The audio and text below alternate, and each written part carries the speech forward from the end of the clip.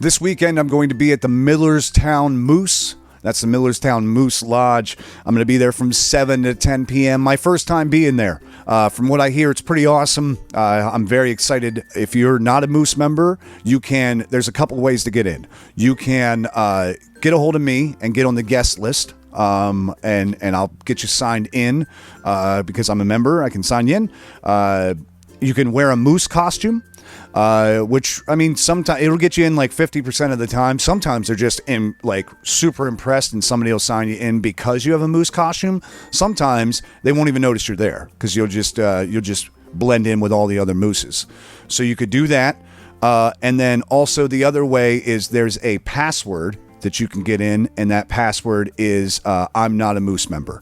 So you could try that out. That will be Friday night from 7 to 10 p.m. And then on Saturday the 4th, I'm going to be at Hungry Run Distillery down in Carlisle, Pennsylvania.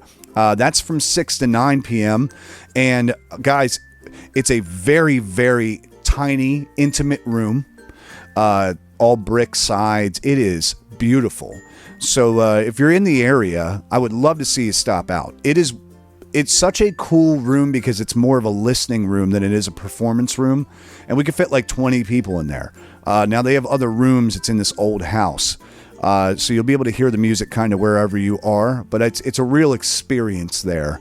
Not like watching me on a stage or watching me in a restaurant, in the corner of a restaurant, with a bunch of people talking. So if you're in the area, stop out. Those are my shows for this weekend. And now, let's explore.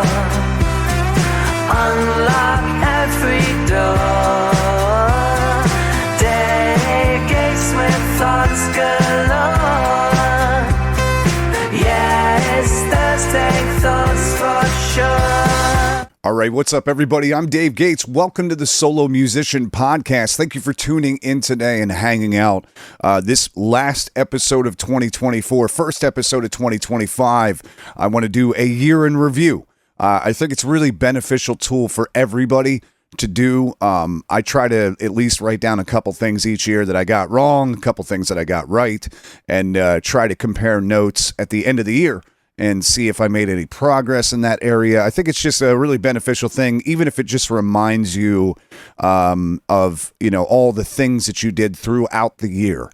One of the things that I realized when I was compiling this list, when I was putting it all together, was just how many areas I did improve in. Even though I thought I was relatively stagnant this year, I just got a chance to look back at everything and see exactly how much growth actually happened and how many things actually happened. So let's dive into number one. And the first thing that I wrote down was, what was the best decision I made this year? What was the single-handed best thing that I decided to do? And I put down starting the podcast. Starting the podcast and sticking with it, right? There's a gigantic difference there. I could have just started it and gave up. But even throughout the entire year, I think I missed 1 week where I didn't do an episode. Had 51 full episodes over an hour. Is 52 was my goal. So that was pretty close. And then I think I did 50 of the Thursday Thoughts short episodes on Thursdays. One thing that did for me was teach me discipline. Because there was a lot of times where I was like, I don't have anything to say. I don't have anybody to interview. I could just take the week off, especially at the beginning when I wasn't having many listeners and kind of watching those podcast numbers grow by committing to doing it every single week and twice a week. It introduced me to a lot of people in the music community that I hadn't met before at all, that we hadn't crossed paths. So it was nice to get to sit down and talk to those people and get their perspective on everything, because we have such different perspectives as people. And it was great for me to start it, to stay with it, and have that discipline to see it out. So that was my favorite decision that I made, my best decision, if you will, for 2024. Number two. If I could travel back in time to a year ago, what would I tell myself? It's a great question to ask yourself. If you could go back to this time last year, what would you tell yourself for the year coming up? And, I would have gone back, if I could go back, and if I could go back, I would tell myself, do the work on the house yourself. If you don't know how to do it, learn the skills. Don't pay somebody else to do the work. Don't put your faith in somebody else just because you don't have the time to do it. Make the time. Make the time to learn the skills. Because, if you have to pay someone and you got to find somebody that has the standards that you have. All the work that we had done on the house here, most of it is shoddy at best. The contractor, whenever he tried to pretend he was our friend, and we fell for all the things that people fall for the first time they're getting renovations done on their house. The guy seemed like he knew what he was doing, and then after a little while, we were like, this isn't quite right. And, whenever we talked to him about it, instead of taking any of the criticism, he just packed up and left. We've been finding little shortcuts that he took since then. And that's something I would say to myself, because at the end of the day, in that beautiful business phrase that we like to use sometimes, we paid him a large amount of money to do these renovations, and we could have saved a ton of that money and figured out ways to do it on our own, or gotten advice from others that we actually knew and respected in the field to get the work done. And because either way we had to pay. We either had to pay for us with our time and our energy and learning how to do those things and paying for the materials and all that, or, we had the convenience of paying somebody else and thinking that they were going to follow through. So I would say, one lesson that I took from this year is to really vet your contractors and take some chances, maybe not with electrical or anything that's super integral, but take some chances and try it out. And I think that's my biggest one, I guess, from this year. Number 3, what was the best way I used my time in 2024? I would say practicing guitar. Okay? Because there's this circle, this like loop that happens when you practice something. The more I practiced it, the better I got. The better I got, the more chances I took. Whenever I was playing or trying to replace chords with other chords, or trying different ways of playing or methods of playing, the more chances that I took, the more mistakes I made, because those just happen with the more chances you take, right? And then, the more mistakes I made, the more solutions I figured out, and the more solutions I figured out, the better I got.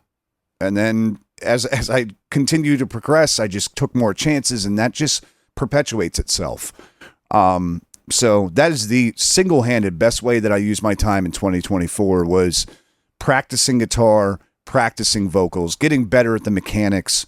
That was my best way I used my time. And number 4, what is the biggest time waster I had in 2024? So the worst way I used my time, Facebook videos. Facebook videos, hands down, sucked up a large amount of my year that it didn't have to. Fridays with Frank, that's one of my favorite things to watch. It's a guy that just pulls people over, even though I'm not the biggest fan of law enforcement. I don't know why I like his videos, but I do. Sovereign citizen shit, where people say, I'm not from this I'm not traveling, I'm driving, and I'm not conducting commerce. I don't need a license. I don't know why I like that stuff. My brain is weird. No Jumper, like Adam 22, and that podcast, watching that on Facebook videos. Towards the end of the year, I realized that like dopamine addiction is a real thing. You get like a dopamine dump from watching Facebook videos. I wasted so much time watching videos that did not progress me or help in any way this year. So moving into 2025, that's got to change. Number 5, what is one thing I regret not doing this year? Well, going to the gym. Going to the gym. I stopped going to the gym in January of this year. the 3 years prior, I'd been going to the gym almost every day for almost 3 years. And this year, I decided I was too busy or I didn't have enough time to go. And, I slipped into a depression, kind of midway through this year. And I think that could have been negated somewhat by going to the gym. I never really was super depressed when I was going to the gym, maybe in the winter, just because that's the way winter works for me. But I was focused this year on making money and moving and all these other things. And I just kind of lost my, I don't even know what you call it, willpower to go to the gym. And I felt the effects. My body got a little bit soft, and I don't like the current version of myself. Not going to the gym, it's a mental thing for me. I need to go. I need to work out. Now we're lucky enough, after all the construction and everything, that we have a workout space in the house for me to use, and just getting on the treadmill again, just getting on the exercise bike, just lifting some weights within the last 2-3 weeks, I already feel better mental clarity, and I feel much happier. So, I found out this year that they say whenever you are depressed that you won't do the things to get you undepressed. You won't do the physical exercise. You won't get better sleep. You won't. I think that's true. I was depressed and I knew that going to the gym or working out, like an intense workout, would make me feel better, but I couldn't find the motivation to do it at all. So that's a thing about discipline. You just got to make yourself do it. So that's what I hope to do in 2025. Number 6, what is the biggest aha moment that you had in 2024? And guys, there is one moment that sticks out more than any other for me to learn from in 2024. And that is really realizing just how much words mean sometimes, and how much, I've been given a platform with this podcast. I've been given a platform with the music that I create. I've been given a platform with all of these different things that I do for content. And I can use that platform in a good way. I can use it as something that is beneficial to the scene, beneficial to me, beneficial to other people, or I can use it in a detrimental way. And I had one moment this year where I let it go. I went off the rails. The Derek Allen podcast that I put out, Derek Avalon, I think is his stage name. I had a couple bad shows in a row, right? And this is back in May, and I had a few too many drinks the one night. And I was like, I'm going to get on here and I'm going to speak my mind. People need to hear me speak my mind. I thought I was doing something good. I thought I was I was going to do something to better the music community by being like, hey, don't be this person, not understanding who that person was. I ran my mouth about a guy that I at the time had no clue who this guy was. I got out there and I just put all my entire thoughts on him and thoughts on his friends and thoughts on people that I don't know, people that I just met. I put that out there. And since then, I've gotten to know him through some people that I know. And not so much through him. We haven't spoken. We've actually seen each other and not said a word to each other. I've reached out to him to apologize about this podcast that I put out with no response, which I have to be honest when I say I completely understand that. But I've come to know that he is one of the kindest people you'll ever meet. He's one of the biggest cheerleaders of everybody in our local music scene. He shows up, he rocks out. He's a very talented singer. And everybody was telling me this, like I said, I had no clue who he was. But I got on here and I trashed him, and I found out, my aha moment was finding out that I can put my foot in my mouth just as quickly as I can, actually do something good with this.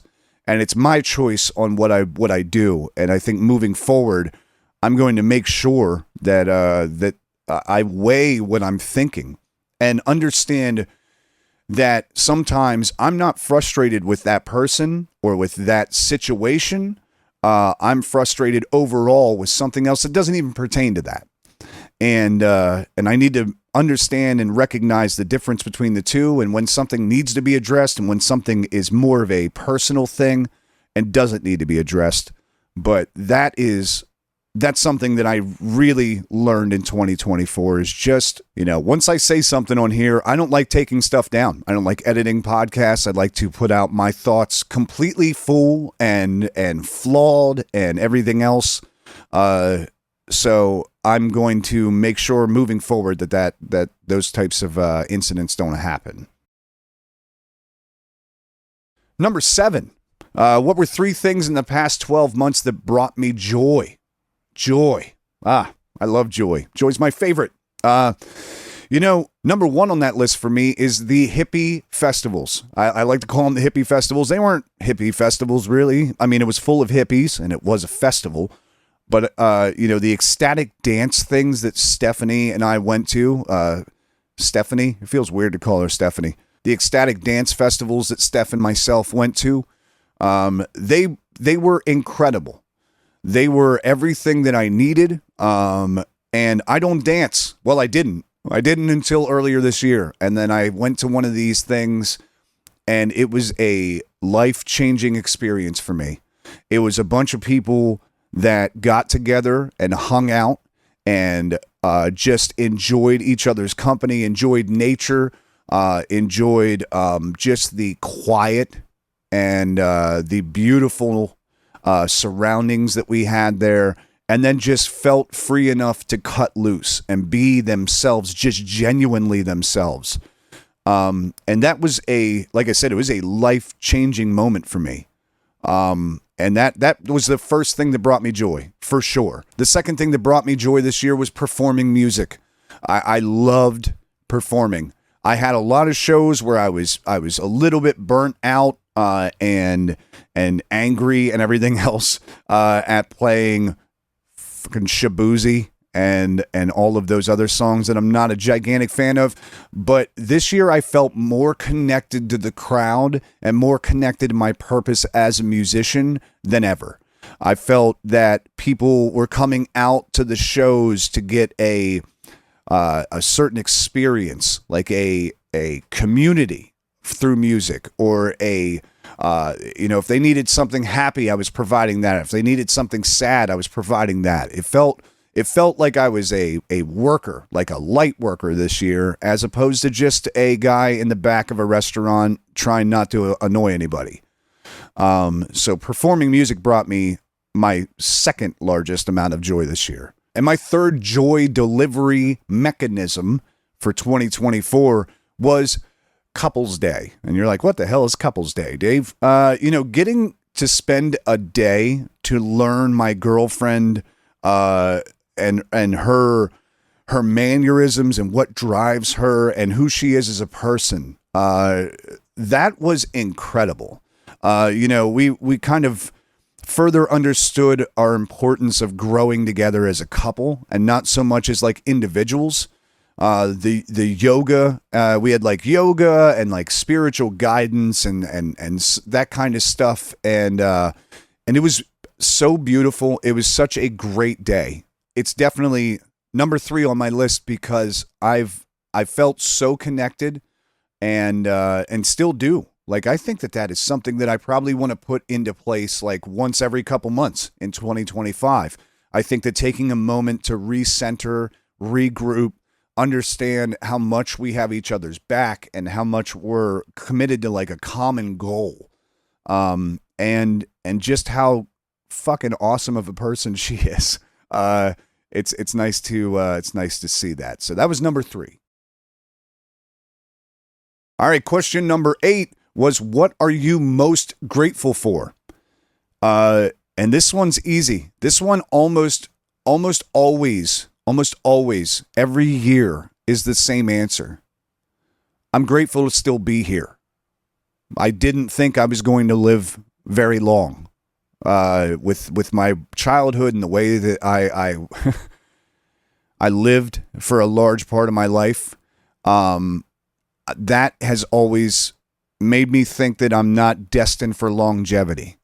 And I'm so grateful to be here and still understand that I don't know everything and still yearn for learning and developing new skills and being open to being me and, being open to figuring out things when I don't know the answers and being open to taking advice. And I'm happy to be here and be growing. I'm happy to be here and not be stagnant.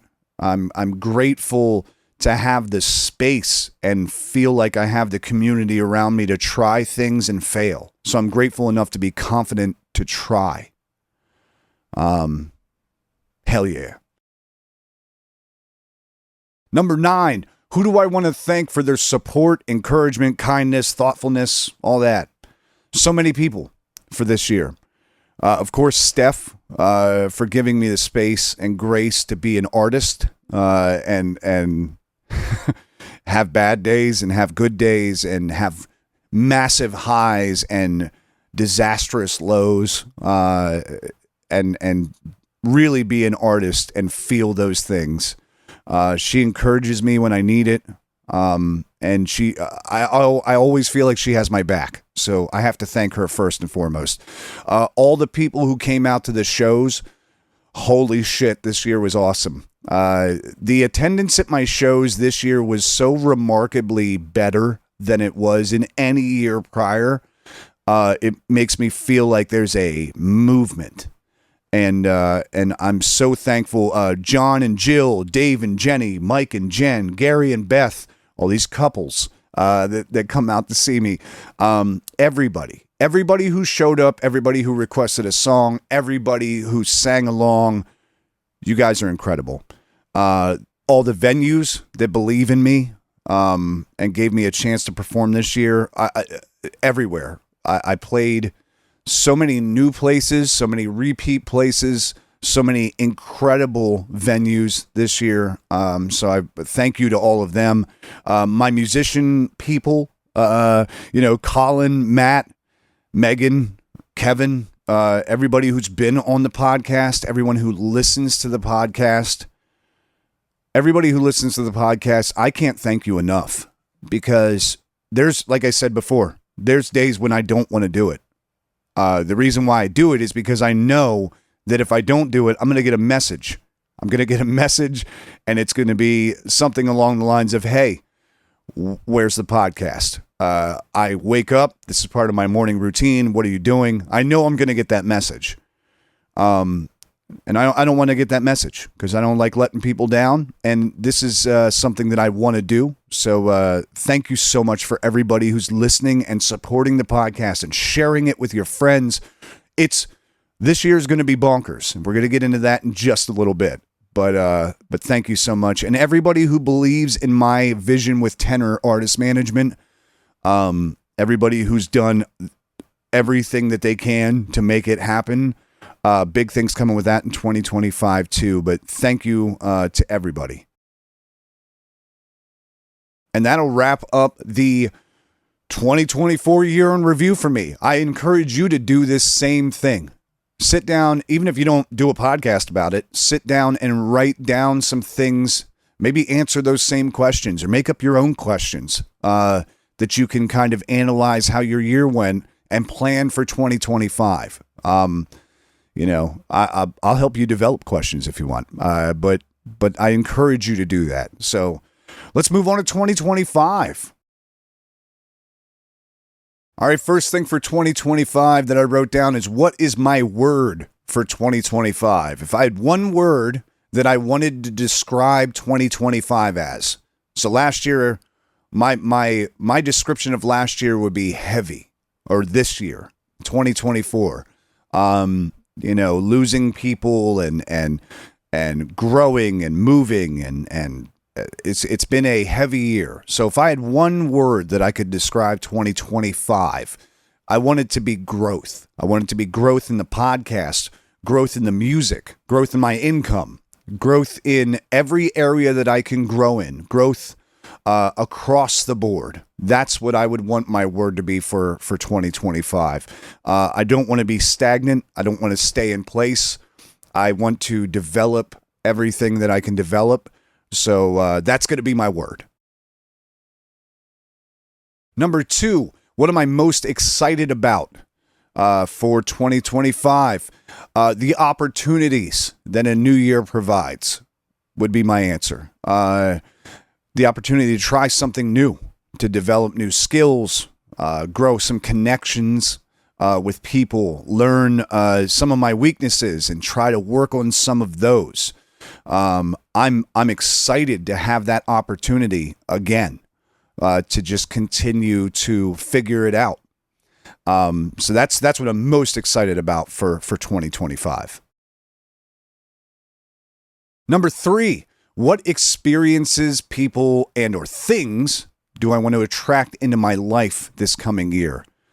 This one's a big one because it really involves me figuring out exactly one thing I'd really like to change or grow or adapt to in the way that I approach other people.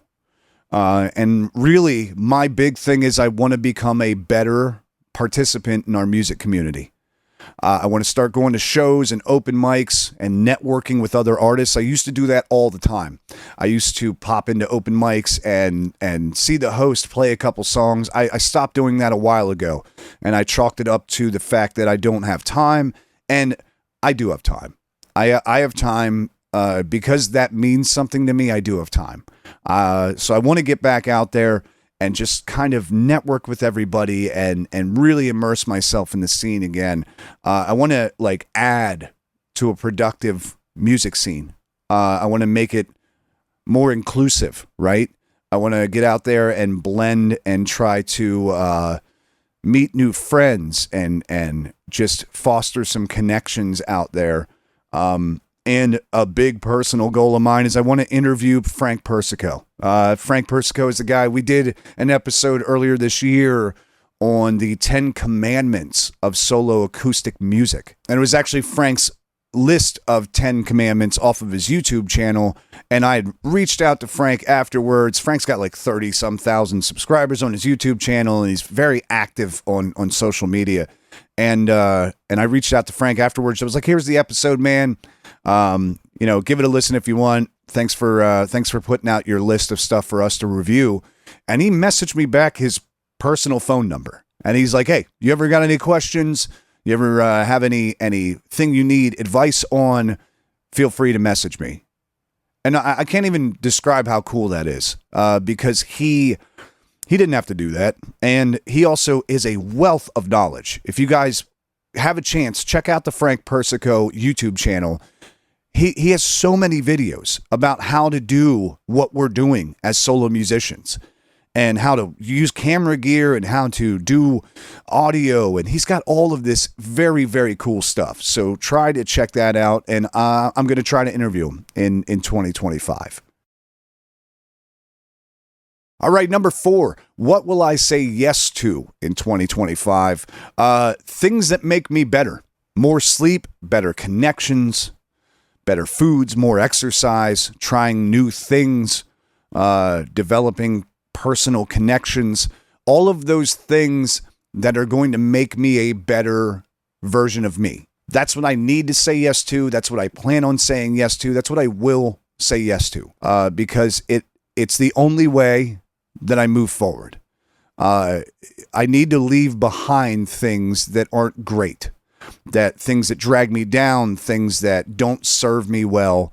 So saying yes to all of those right things open the door to being able to say yes to other things.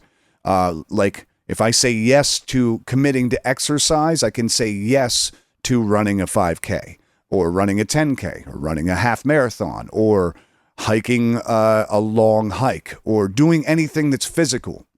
By saying yes to, better sleep, I'm probably saying yes to having more mental capacity to do things throughout the day, to having more drive to do things that I don't want to do. the discipline to do more things. It's a lot easier to have discipline when you get sleep than it is when you don't.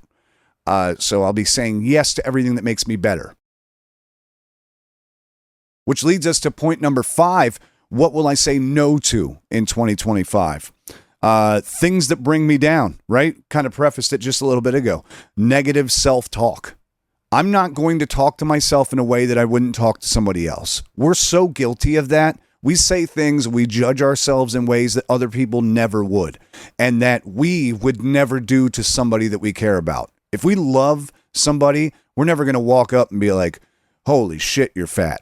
Or, like, God, you can't sing at all. You can't do. We would never do that. And it's not because, like, it might be true. It might be true. But we would never do that because that's not beneficial to that person. And we got to understand that that's not beneficial for us either. So negative self-talk is one thing I really got to get out of. Negative self-loops, like these thought loops that you get into whenever you're talking to yourself badly. You can convince yourself that you're terrible at everything if you want to. Or you can try to go, okay, well, maybe that wasn't my best. Here's something I can do to improve. Maybe I should make sure I warm up before I perform, and then I won't sound as bad. Or maybe I should spend more time getting better control over my voice. Or maybe I should, but don't just be like, I suck. There's no way for me to get better, because it's just not true.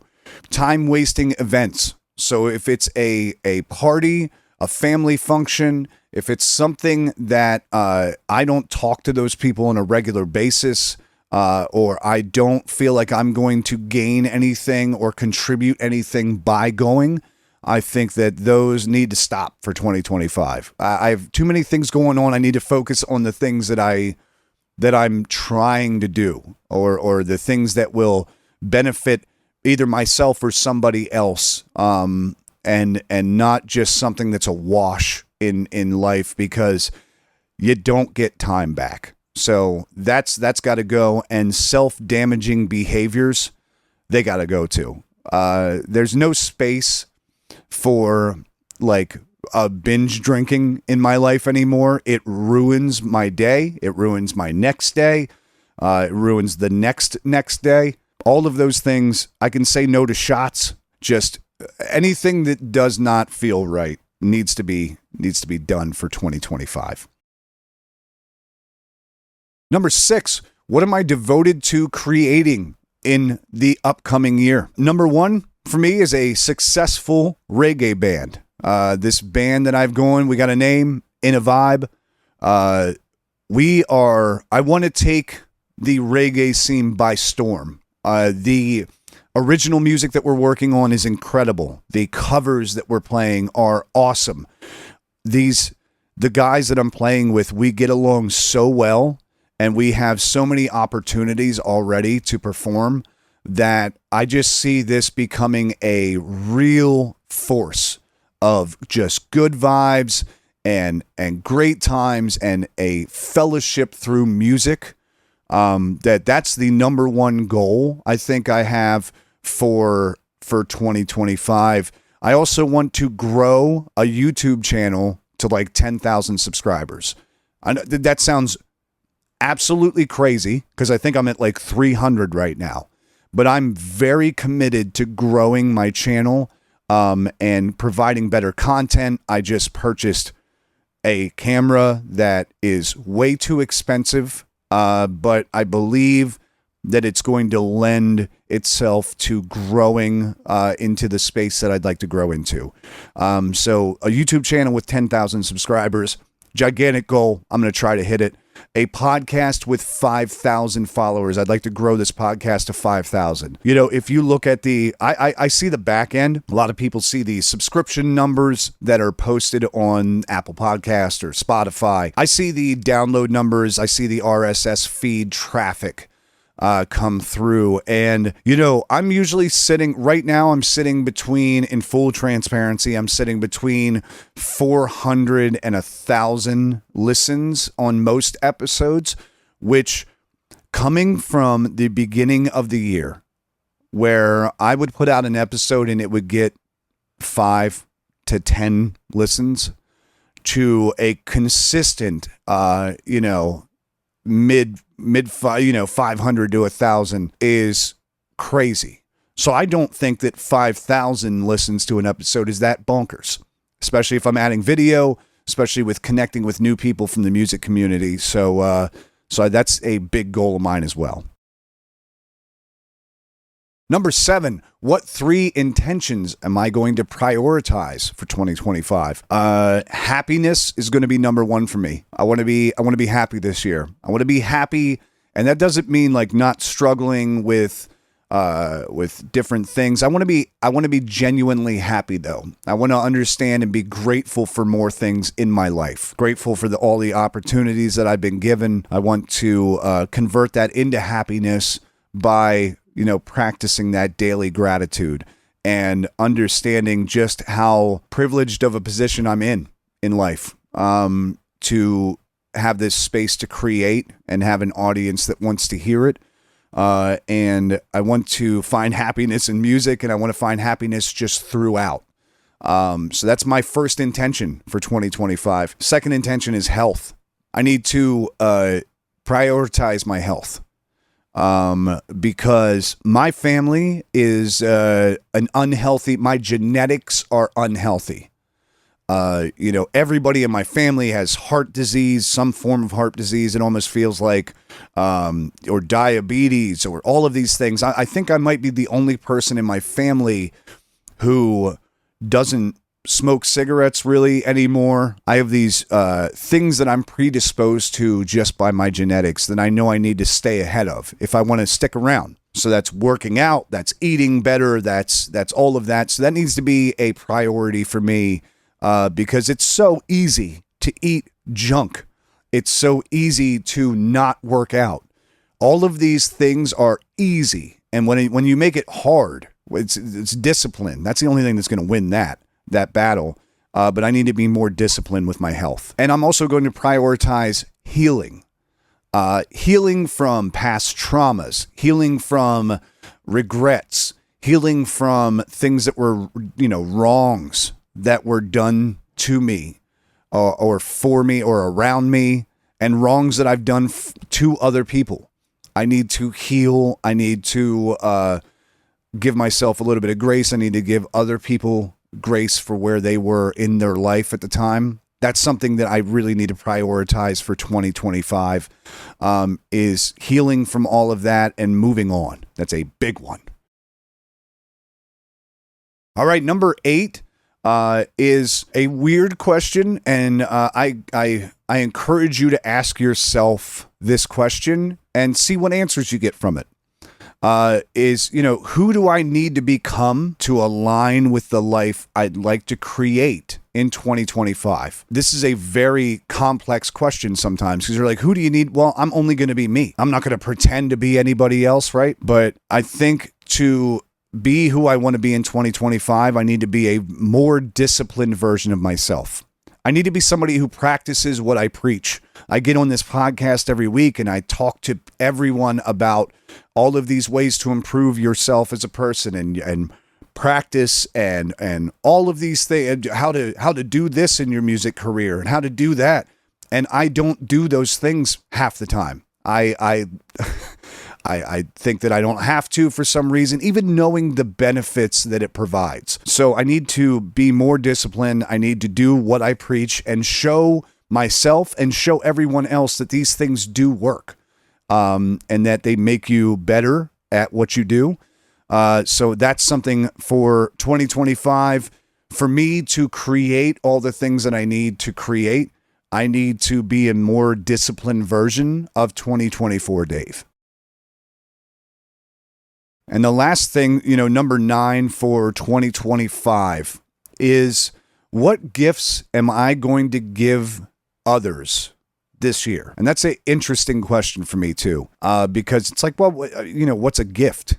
Is a gift monetarily? Like, am I going to give people money? Am I Scrooge? Am I going to throw up the windows and just start tossing money to people?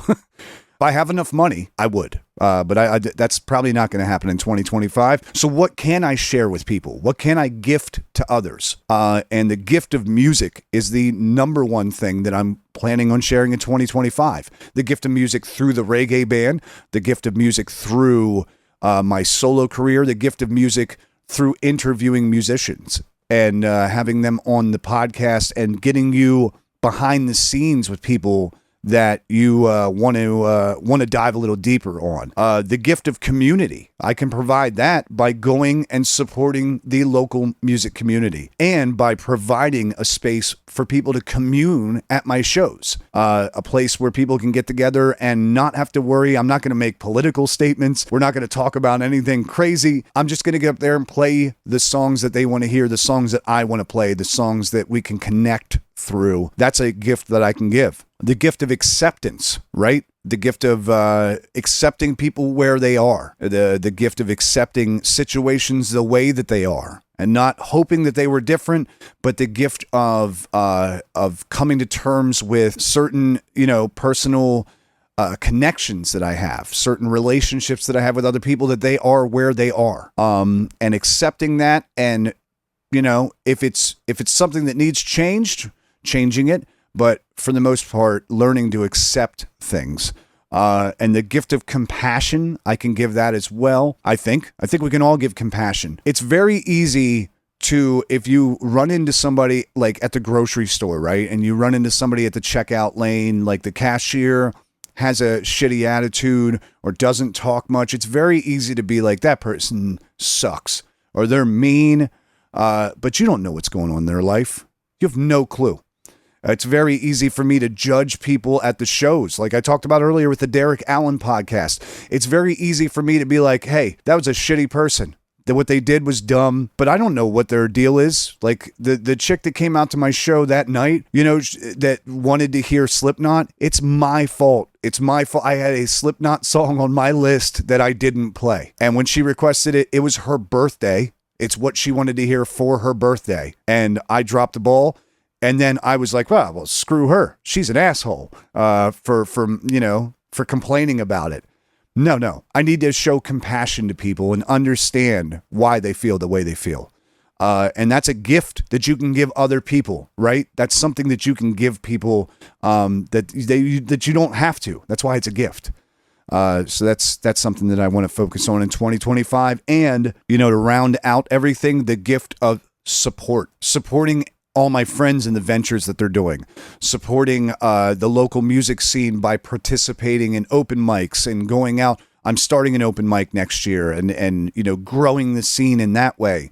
The gift of just being the biggest cheerleader in the room and making everyone feel the love that they should feel. So the gift of support is a gigantic one for me for 2025 as well. And guys, that I think is going to wrap up my 2024-2025 year in review. I hope, like I said, I hope I encouraged you to write down your own list of goals for 2025 and a recap of 2024 to kind of gauge where you are, where you were, where you're heading. And not be stagnant. Don't let another year go by where you're just not doing things because you think you can't. You're really able to do anything. That's really what you should know.